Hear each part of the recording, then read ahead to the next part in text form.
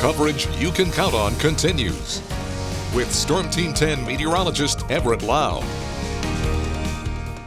Well, it's been another chilly day across the Wabash Valley. Everything greened up after those warm temperatures, but today, best we could do was upper 40s, but didn't seem to bother that goose over there on the Wabash there at Fairbanks Park. News 10 photojournalist Megan Schrader shot this video for us earlier this afternoon. A lot of clouds out there, but those clouds are trying to break up this evening. And as we go into the night, I think eventually we will see a clear sky, and that's going to allow those temperatures to plummet. So a freeze warning is going to be in place for the entire Wabash Valley once we get into the morning hours, as we are expecting overnight lows to drop down near the freezing mark or just below. So here's a look at the northern areas. Temperatures right around 30, I think, in Terre Haute. Once we get that sky to clear out, and eventually the wind will become calm as well, and that's going to allow that frost to develop. So if you already have some sensitive plants out, you'll want to cover those up tonight or bring them inside, because it's going to be dangerous temperature-wise for the plants. Farther to the south, we'll see those numbers just a couple degrees warmer, but still pretty close to the freezing mark. 32 for the low in Lawrenceville, Vincennes, 31 for Newton and Linton. So either way you shake it, going to be a cold night across the Wabash Valley. If we can get the sky to clear out, which as you notice on Storm Tracker, over the last few hours we've seen those clouds thin out farther to the southwest. And so I think as we get through the night, we'll see the sky clear out, and that's going to allow those temperatures to start dropping. Right now we still have a bit of a breeze out there. Certainly adds a chill to the air if you're out and about this evening. It's out of the west-northwest at about 10 miles per hour in Effingham, 13 miles per hour in Mattoon and Washington, and a 12 mile per hour breeze right now in Paris. Current temperatures are in the 40s for most, but down to the southwest where we're seeing some thinner clouds, we've made it into the 50s. 50 right now in Newton, Olney, and Vincennes. Also 50 in Lagodi.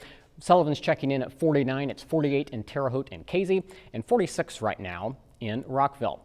As we look at Futurecast going through the rest of the night, it's going to show that cloud cover gradually clearing out. So once we get towards midnight, I think a lot of the clouds will be out of here, and then those temperatures will start going down. So as we get into tomorrow morning, a cold start to the day. You want to bundle up, headed back to work or school. We are expecting sunshine, so that'll be nice once we get back into the work week. And the sunshine will last most of the day. I think we'll see a mostly sunny sky until the evening, and that's when we'll see some cloud cover come in ahead of our next system.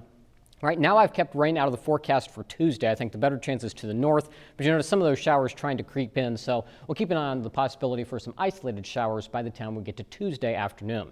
Now something else I want to talk about tonight, it's going to be cold, but with the sky clearing out, that will give us the opportunity to see the Lyrid meteor shower. It peaked last night, but it's still going to be visible tonight. Now, it's not going to be a ton of meteors, so be patient if you're looking up to the northeast. But anytime late evening to dawn, that's when you have a chance to see those.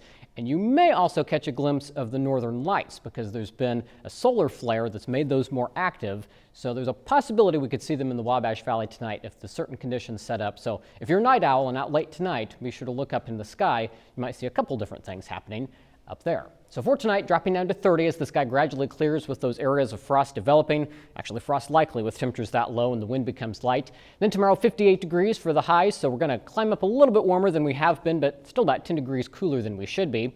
Tomorrow night, not as cold. We'll drop down to 39 as the cloud cover builds back in, but still chilly. Looking at the 7-day forecast, back into the 60s for the rest of the work week, and then rain returns to the forecast, if not Tuesday, by Thursday and Friday, with a better chance of rain, unfortunately, by next weekend.